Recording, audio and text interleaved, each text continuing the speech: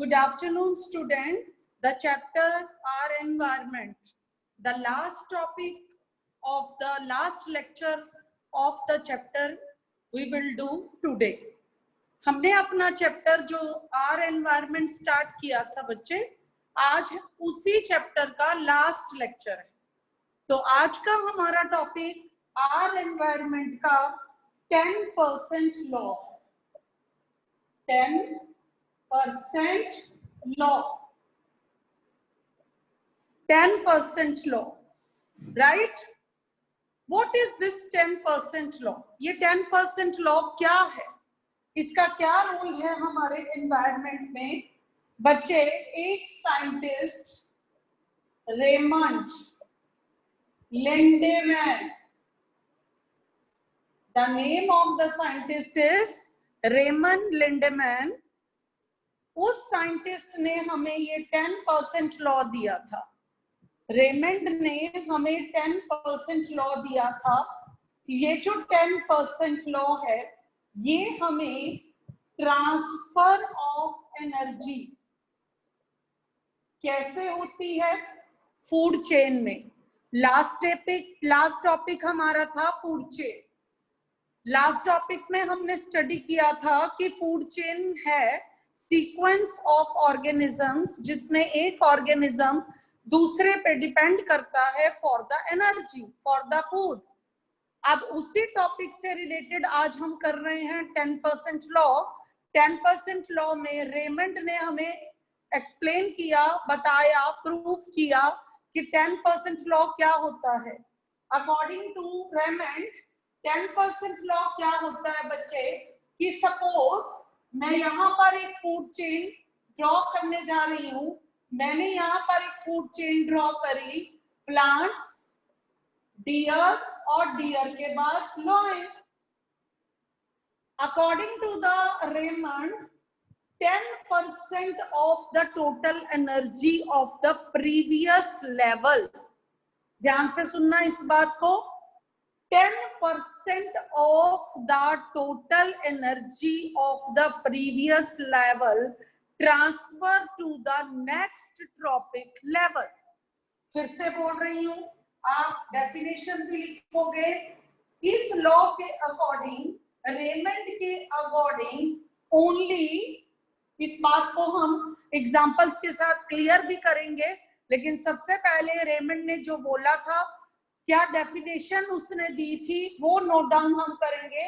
Only 10% energy, only 10% energy entering ए particular level,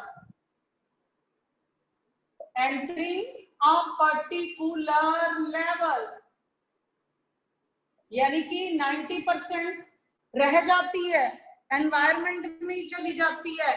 सिर्फ उस energy का, प्रीवियस लेवल की एनर्जी का सिर्फ और सिर्फ 10% पार्ट ही नेक्स्ट ट्रॉपिक लेवल में एंटर कर पाता है। ठीक है, in a particular level of the organism, of the organism available, organism available for the energy to the next tropic level, next tropic level। ध्यान से फिर से सुनो, रेमंड जो एक साइंटिस्ट था, उसने हमें एनर्जी के ट्रांसफर का लॉ दिया था। That law is called 10% law. Suppose एक फूड चेन है, उस फूड चेन में जिस लेवल पे जो भी एनर्जी अवेलेबल है, only 10% of that energy entering in a particular level of the organism available for the energy to the next level, next trophic level और नेक्स्ट लेवल ऑर्गेनिज्म। सिर्फ उस energy का 10% ही दूसरे ट्रॉपिक लेवल में enter कर पाता है, according to the Lindemann। Now we can clear this definition with the help of taking example. I have written the example on the board, plants, deer or lion. इसको हम example के साथ करेंगे। Suppose plants एक ऐसा source है, आपको पता है प्लांट्स कैसा सोर्स है जिनके पास फूड होता है ट्रांसफर के लिए। प्लांट्स ऑटोट्रॉप्स हैं, सिर्फ प्लांट्स ही अपना फूड प्रिपेयर कर सकते हैं। सपोज एक प्लांट्स के पास 200 जूल एनर्जी है। सपोज प्लांट्स के पास 200 जूल एनर्जी है। अब 200 जूल एनर्जी का सिर्फ और सिर्फ 10% किसके पास जाएगा? डियर के पास। What is the 10% of 200? It is 20 joule. What is the 10% of 200? It is 20 joule. 10% of 200 joule is 20 joule, goes to the or transferred to the deer from the plants. Now 20 joule energy is available to the deer, so the energy transfer to the loin is the 10% of the previous energy, that is 20 joule. जो lion के पास energy transfer होगी वो 200 नहीं, previous level का 10%। Previous level कितना है? 20 है। 20 का 10% लॉइन के पास जाएगा, that is equal to the 2 joule, according to the law of 10% given by Raymond. Raymond ने जो हमें 10% का लॉ दिया, उसने कहा प्रीवियस लेवल पे जो एनर्जी अवेलेबल है, जो एनर्जी प्रीवियस लेवल पे अवेलेबल है, उस प्रीवियस लेवल की एनर्जी का 10% जो है वो किसके पास जाएगा? नेक्स्ट ट्रॉपिक लेवल के पास। प्लांट्स के पास सपोज 200 जूल एनर्जी है, 200 का 10% 20 जूल, 20 जूल का 10% 2 जूल ट्रांसफर होगा। और इस फूड चेन को आप रिप्रेजेंट कैसे करोगे? रिप्रेजेंट करने के लिए जो एरो आएगा उसके बीच में, जैसे प्लांट्स, यहाँ एरो आया डियर, एरो के ऊपर आप क्या लिखोगे? 10%। यहाँ पर लिखोगे 200, डियर के पास लिखोगे 20 और डियर से फिर एरो दोगे। डियर से हमारे पास से फिर एरो जाएगा और एरो के ऊपर फिर से हम लिखेंगे 10% और फिर लॉइन के बेस पे नीचे लिखेंगे 2 जूल। इसका मतलब how to represent a food chain with the 10% law?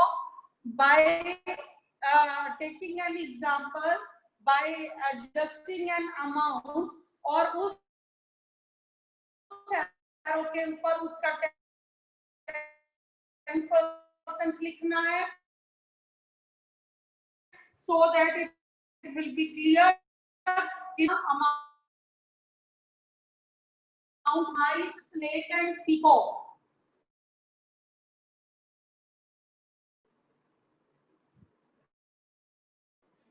देखिए, I put the written snake, then मैंने लिखा peacock. This is another food chain. Suppose grass has 100 joule energy. Suppose grass के पास कितनी एनर्जी है? 100 जूल है grass के पास, right? Grass के पास 100 joule energy है। एरो के ऊपर मैं लिखूंगी 10%। 10% ऑफ 100 इज व्हाट? 10 जूल। यहाँ माइस के नीचे हम लिखेंगे 10 जूल। माइस से जो एनर्जी स्नेक के पास जा रही है, यहाँ हम लिखेंगे 10%। एरो के ऊपर 10% of 10 joule is 1 joule.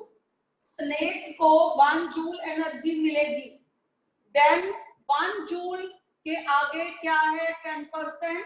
10% 1 joule का 10% पीकॉक को जाएगा। 1 जूल का 10% पीकॉक को ट्रांसफर होगा, that is what? That is 0.1 joule. That is what? That is 0.1 joule. इसका मतलब एक और एग्जांपल जो हमने ली है, इन दोनों एग्जांपल्स से ये अच्छे से क्लियर हो गया है कि रेमंड ने 10% जो लॉ दिया था वो क्या एक्सप्लेन कर रहा है कि energy transfer, energy available to the next trophic level is the 10% of the previous trophic level. वो प्रीवियस ट्रॉपिक लेवल का 1% है, सॉरी 10% है। यहाँ पर आप एक क्वेश्चन एनसीईआरटी का नोट डाउन करोगे related to this topic. Why the tropic levels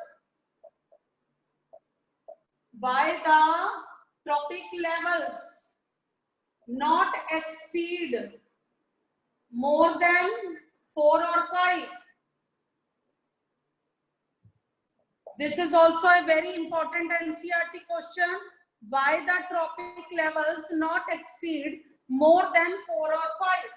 ये जो आप देख रहे हो फूड चेन, ये कितने लेवल की है? ग्रास, माइस, स्नेक और पीकॉक। 4 लेवल की फूड चेन में भी आप देख रहे हो 0.1 जूल एनर्जी सिर्फ पीकॉक को मिल रही है। So it is a very less amount of energy. अगर इसके आगे भी एक लेवल होता तो उसके पास एनर्जी जाती 0.01 जूल। तो जो 0.1 हो या 0.01 हो, it is a very small amount of energy, बहुत कम अमाउंट ऑफ एनर्जी है फॉर द मल्टीसेलुलर ऑर्गेनिजम्स। सो आपको इस पॉइंट से, इस एग्जांपल से ये भी आंसर मिल गया why the trophic levels not exceed, trophic level not exceed more than 4 or 5. What will be the answer?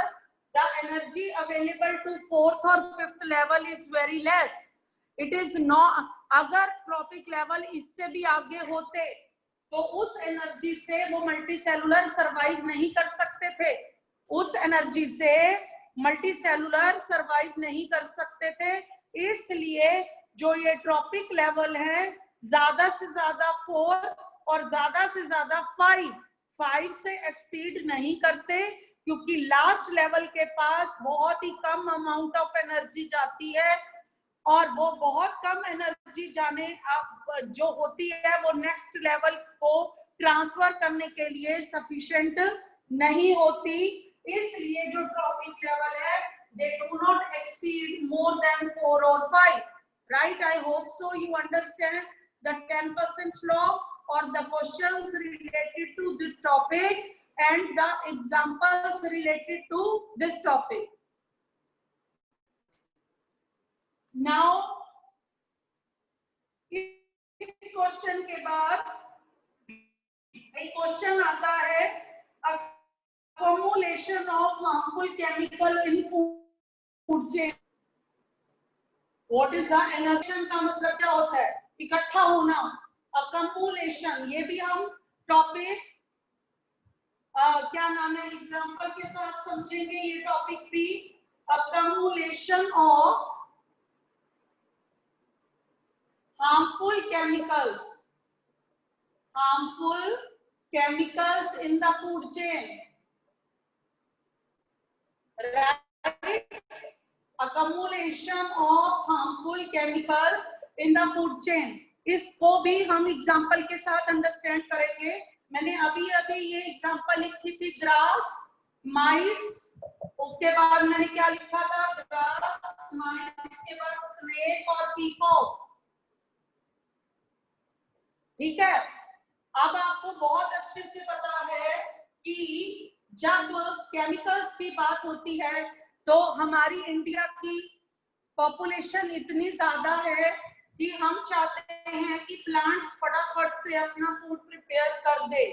इसके लिए हमने केमिकल्स सप्लाई करते हैं, जैसे कि पेस्टिसाइड्स, ताकि उनको पेस्ट से कंट्रोल मिले, आर्टिफिशियल केमिकल्स, फर्टिलाइजर से उनकी ग्रोथ स्पीड अप होती है। तो बहुत सारे केमिकल्स का यूज किया जाता है प्लांट्स के ऊपर। यानी कि सपोज हमने ग्रास को या प्लांट्स को हमने क्या दिए? केमिकल्स दिए, राइट? अब ग्रास को किसने खाया? माइस ने। को किसने खाया? माइस ने खाया। ये केमिकल माइस के अंदर चले गए। माइस को किसने खाया? स्नेक ने। ये केमिकल्स स्नेक के अंदर एंटर कर गए। स्नेक को किसने खाया? पीकॉक ने। ये केमिकल्स पीकॉक के अंदर एंटर कर गए।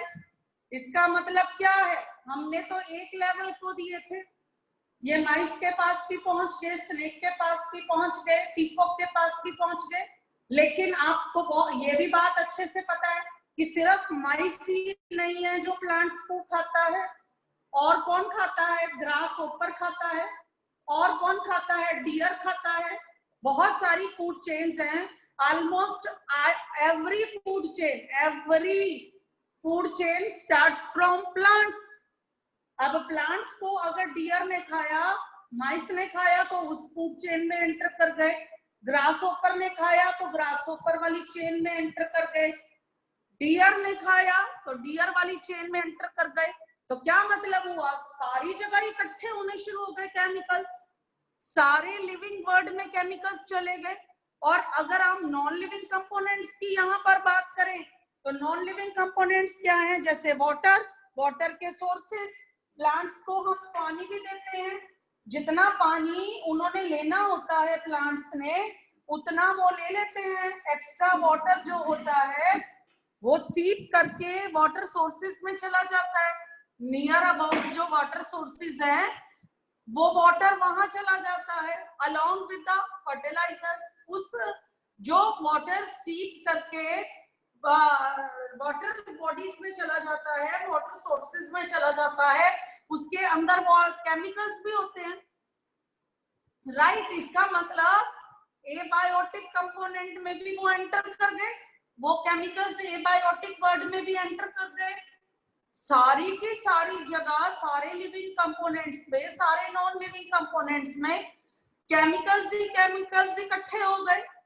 अब इन केमिकल्स का इंक्रीज हो गए ना, पहले एक लेवल पे थे, फिर दूसरे लेवल पे चले गए, फिर माइस से स्नेक में चले गए तो तीसरे लेवल पे चले गए, स्नेक से पीकॉक में चले गए तो फोर्थ लेवल में चले गए। सारी जगह केमिकल्स बढ़ रहे हैं, एक लेवल से फर्स्ट लेवल से फिफ्थ लेवल पे पहुंच रहे हैं, एक फूड चेन से सारी फूड चेन्स में पहुंच रहे हैं, तो सारे लिविंग वर्ल्ड में पहुंच रहे हैं। तो ये केमिकल्स का लेवल इंक्रीज हो रहा है, ठीक है, इकट्ठे हो रहे हैं, और इसी को ही हम बायोमैग्निफिकेशन भी कहते हैं। क्या बोलते हैं बच्चे इसे, biomagnification.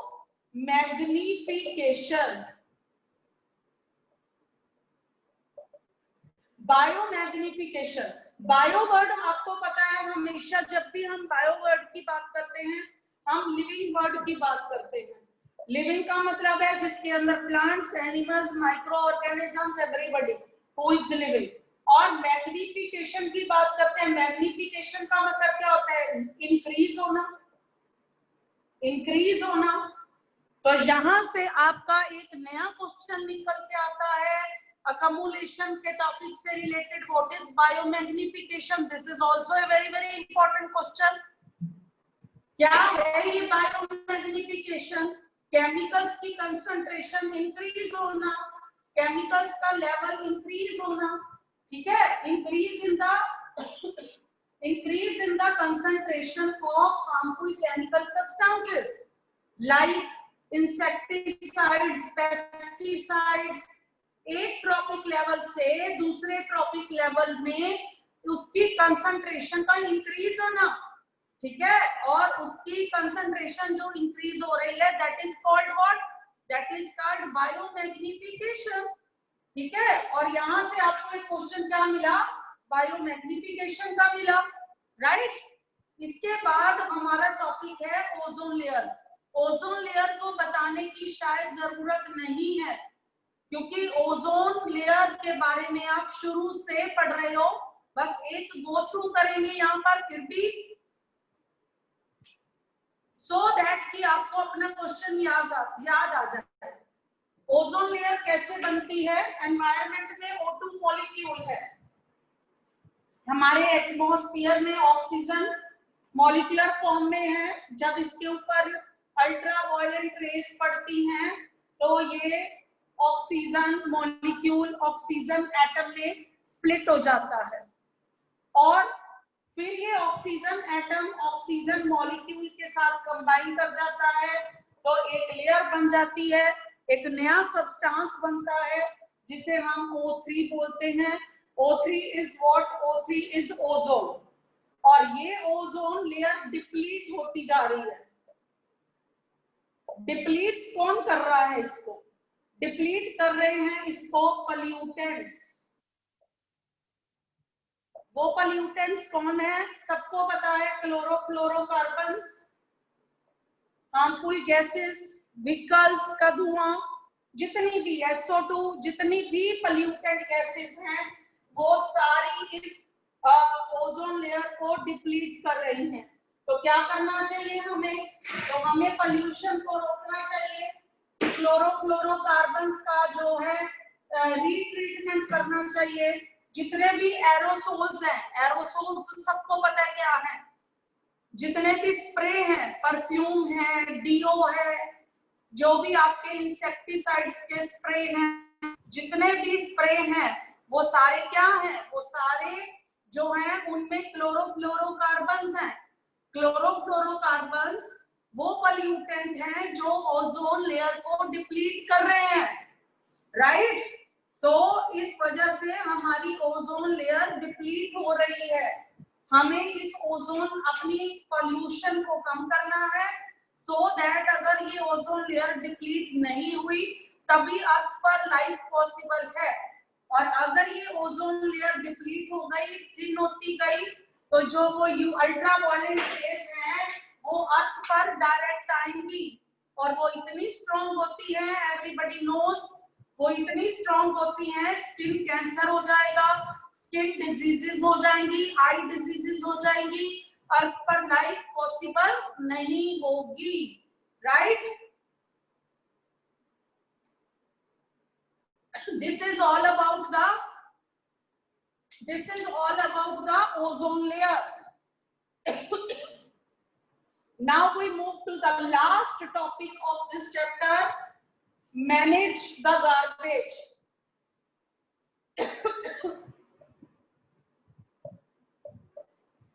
Manage the garbage. Garbage वो वेस्ट है जो ह्यूमन एक्टिविटीज से प्रोड्यूस होता है। को मैनेज करना, गार्बेज को मैनेज करने का मतलब है कि वो हमारे एनवायरनमेंट को कोई नुकसान ना पहुंचाए। तो गार्बेज को मैनेज करने में आपके सिलेबस के जो पॉइंट्स हैं प्लीज आप उसे नोट डाउन करिए सो दैट कि आपको कोई नोट्स बनाने में दिक्कत ना आए, आपको अंडरस्टैंड में दिक्कत ना आए। फर्स्ट इसका पॉइंट है रिसाइकल, सेकंड इसका पॉइंट है प्रेपरेशन ऑफ कंपोस्ट। ये पॉइंट्स प्लीज आप नोट करिए। Those who are not attending the class, they definitely suffer from these things. सफर करेंगे बेटा वो इस चीज को। और teachers everybody noted down the attendance, और जिसकी अटेंडेंस शॉर्ट हो गई रोल नंबर मिलना नहीं है उसको। थर्ड आपका है इंसिनरेशन, थर्ड इसमें मैनेज द गार्बेज में थर्ड है इंसिनरेशन, फोर्थ है आपका लैंडफिल, राइट? फोर्थ आपका लैंडफिल है, और फिफ्थ आपके सिलेबस में है सीवेज ट्रीटमेंट। सीवेज ट्रीटमेंट पहला वाला जो आपका पॉइंट है, सबसे पहला, ठीक है, रिसाइकलिंग। ये हर बच्चे ने, हर स्टूडेंट ने सुना हुआ है। What is recycling? जो भी आपका सॉलिड वेस्ट होता है जैसे प्लास्टिक है, पेपर है, मेटल है, उसको एक अलग डस्टबिन में कलेक्ट करते जाओ और उसको कलेक्ट करके उन इंडस्ट्रीज में सप्लाई किया जाता है, सेंड किया जाता है, जो उसको रीमोल्ड करती हैं, दोबारा से उसको नई फॉर्म देती हैं और दोबारा से उसको नया प्रोडक्ट बनाती हैं। वो नया प्रोडक्ट फिर दोबारा से मार्केट में आता है। इस प्रोसेस को क्या कहते हैं? रिसाइकलिंग।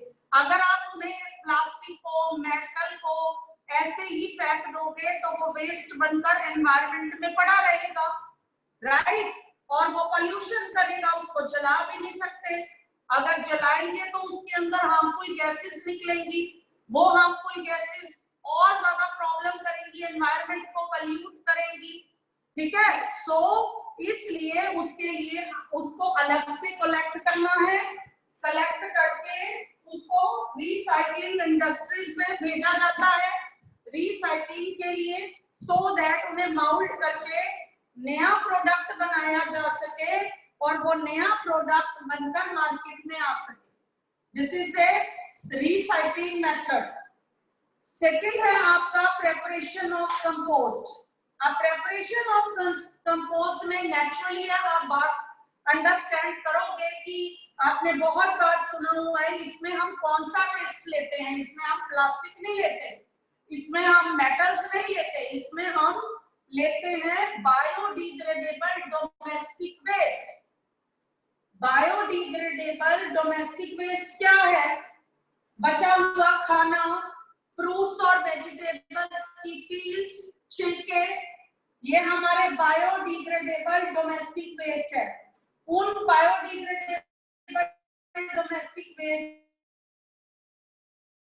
को इकट्ठा कर लिया जाता है और कन्वर्ट कर लिया जाता है, एक बड़ा सा गड्ढा खोद लिया जाता है, उस गड्ढे को उसको डग द पिट बोलते हैं। एक पिट को डग करो, उसके अंदर वो सारा वेस्ट डाल दो, उसे कवर कर दो और वो किस में कन्वर्ट हो जाएगा? खाद बन जाएगा, वो कंपोस्ट बन जाएगा और उसको फिर क्रॉप्स को देने के काम आता है, न्यूट्रिएंट्स बनते हैं इससे। और थर्ड आपका है इंसिनरेशन।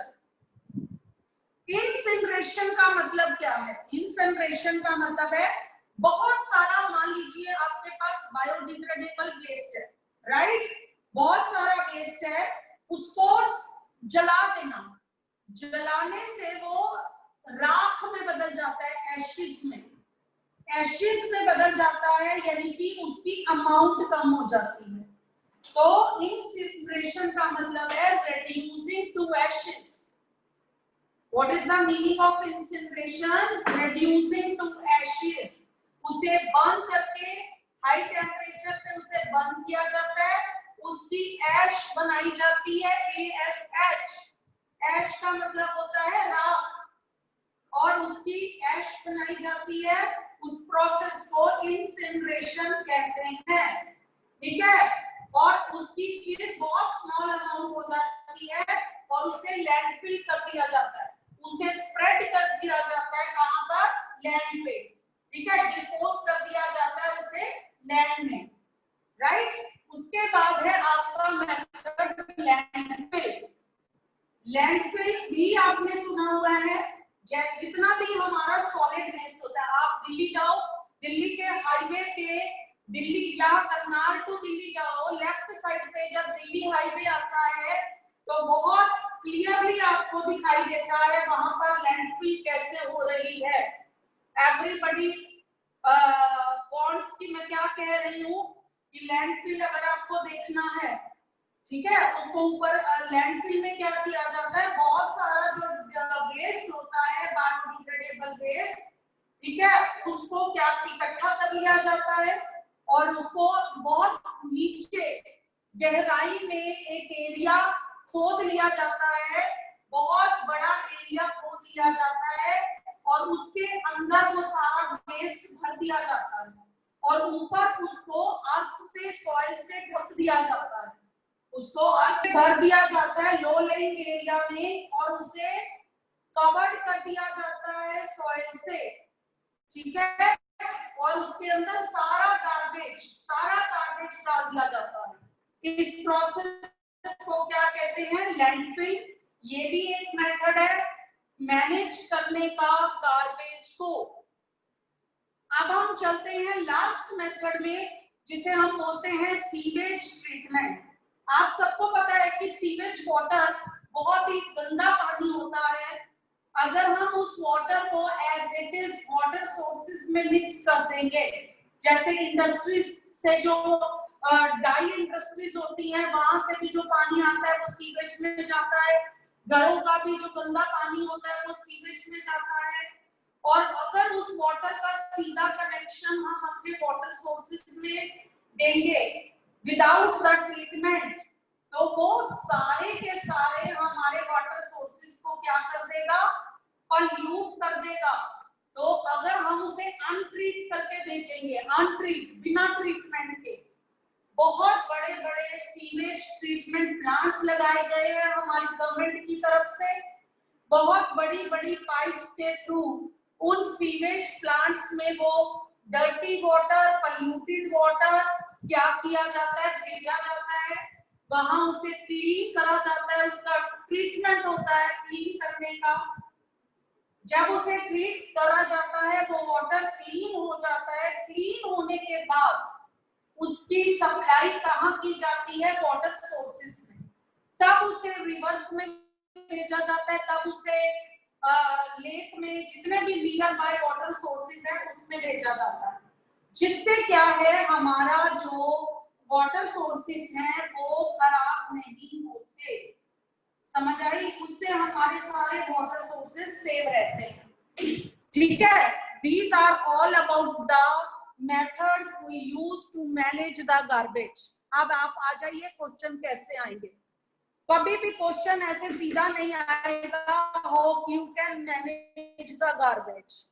अगर आपको बोर्ड में 3 मार्क्स का ऐसा क्वेश्चन आ भी जाता है, how to manage the garbage, then you have to, ये नहीं सोचना कि 3 मार्क्स का क्वेश्चन है तो हम 3 पॉइंट्स लिखे। You have to write all the 5 points, जो भी आपके 5 पॉइंट्स सिलेबस में है, आप उन 5 पॉइंट्स के हेडिंग्स बनाओगे और उनकी डेफिनेशन और उसके मेथड को लिखोगे। जैसे प्रेपरेशन ऑफ कंपोस्ट में आपने क्या करना है, रिसाइकलिंग में क्या किया जाता है, लैंडफिल में क्या किया जाता है, जैसे कि अभी अभी मैंने आपको एक्सप्लेन करा है। और दूसरा टाइप ऑफ क्वेश्चन क्या आएगा, दूसरा टाइप ऑफ क्वेश्चन आएगा कि जो सीवेज जो मैनेज द वेस्ट है उसके अंदर अलग से पॉइंट आ सकते हैं। नंबर 2 पे सपोज आपको लैंडफिल दे दिया, नंबर 3 पे आपको सीवेज ट्रीटमेंट दे दिया, तो then you have to explain only these 3 methods. Otherwise अगर आपको लॉन्ग क्वेश्चन आता है, explain how to manage the garbage in your city, then you have to write all these 5 points and explain all these 5 points, right? This is all about your mid term syllabus। इसके साथ हमने mid term का syllabus खत्म कर लिया। Again I want to repeat you कि mid term का syllabus आपका क्या है, लाइफ प्रोसेसेस में 4 लाइफ प्रोसेसेस हैं, 1 2 3 4। उसके बाद आपका बायो का है अवर एनवायरनमेंट जो हमने करा है, उसके बाद आपका reproduction chapter, asexual sexual complete chapter जो आपका है वो आपके सिलेबस में है। I hope you will do the very very very good paper. बहुत अच्छा पेपर करने वाले हो आप और बहुत नीटली आपने पेपर करना है, बहुत कोई कटिंग नहीं करनी है आपने। ठीक है जी, all the best for your exam.